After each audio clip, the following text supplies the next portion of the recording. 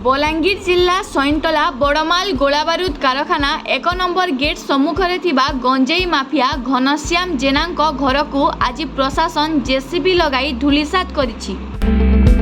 सूचना अनुसार दीर्घ वर्ष धरी घनश्याम फप्सी छकरे थिबा सरकारी जमी उपरे बेआईन घर निर्माण करी बेआईन भावे गंजेई बेपार करी बाहर राज्य को चालान करथुला। एने बारंबार अभियोग होई आसुथिला। तेबे गत जुलाई मासरे टिटलागढ़ अबकारी विभाग द्वारा घनश्याम को घर उपरे चढ़ाऊ होइतिला। चढ़ाऊ बेले 32 पैकेट जरी बस्तारे भर्ती थिबा गंजेई को मजिस्ट्रेट को उपस्थिति रे ओजन करिबारु 6 क्विंटाल 30 केजी गंजेई थिबा जना पड़िथिला। एने अभियुक्त घनश्याम को कोर्ट चालान करा जाइथिला। आज सैंतला तहसीलदार एसडीपीओ श्रीमती अंकिता कुंभार, सैंतला थाना अधिकारी अवनी साहू, टिटलागढ़ अबकारी विभाग कर्मचारी उपस्थिति रे घर भंगा जाइछि। टिटलागढ़ संजय कुमार नायक का रिपोर्ट, कौशल प्रवाह।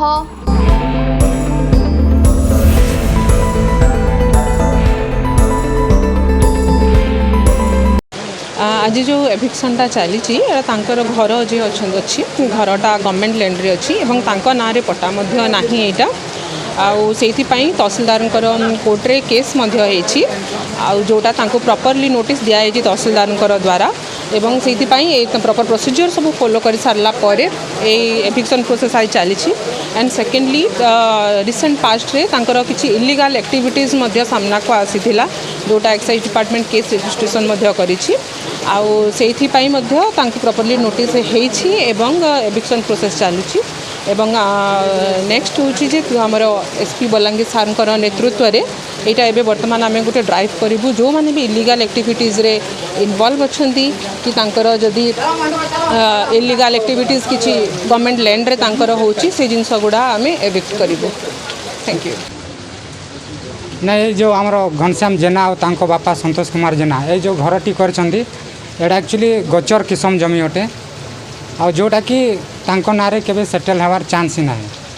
2000 मसीहारू जहाँ रेकर्ड कोची से माने एठी माने अल्प अल्प करिकी अख्तियार करिकी आज एते बड़ कोठाटे गोटे करछंती तांको नोटिस भी ऑलरेडी दिया सरीछि हेले भी जेहेतु गोटे एविक्शन करिवार थिला तांको नोटिस मतलब एडवांस नोटिस जहाँ आईन तो दिया जावा कथा सेटा दिया होइछि आउ एटा एविक्शन करा होछि आज नहीं गंजे धरा जीवाटा तो गोटे एक्साइज केस सेटा कि आम रेवेन्यू रे भी तांकर एटा गोटे केस थिला बहुत दिन गड़ूला पुणी से गंजे जब्त हबारू सेटा पुणी लोकलोचन को आसिला कि एमती गोटे कोठा करिकी रहउछंती बोली।